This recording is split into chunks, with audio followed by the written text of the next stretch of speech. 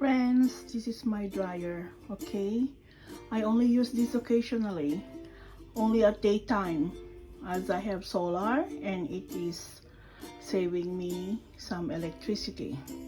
But let's clean this. Okay, normally the dryer we only clean the filter.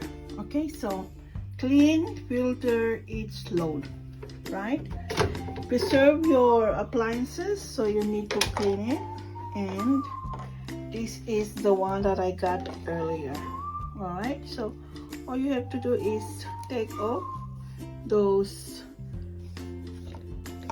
dirt, and that's it. You can use it again.